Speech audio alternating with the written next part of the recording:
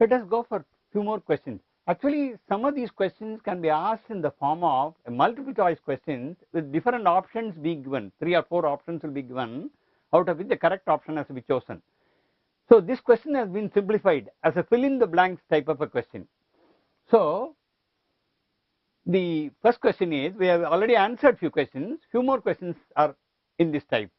The first one is, when during the process of radioactive decay, when there is a loss of an alpha particle in an alpha decay, the neutron proton ratio, N by P ratio, is very important. What happens to an N by P ratio when during the course of an alpha ray decay?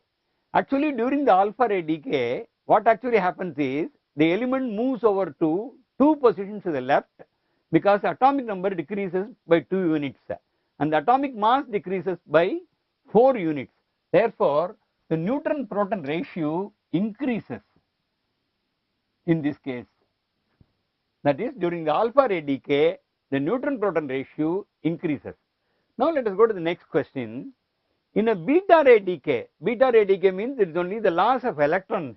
The neutron proton ratio actually decreases, because during the beta ray decay, as we know, the element moves to 1 position to the right. There is no change in the mass, but the element moves to 1 position in the right. Therefore, the N by P ratio decreases.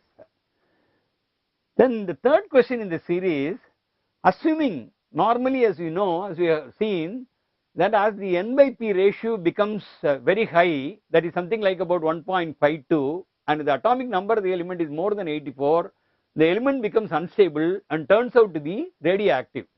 Therefore, if the N by P ratio is high, the nucleus tends to stabilize. How does it tend to stabilize? It stabilizes by the emission of a beta particle.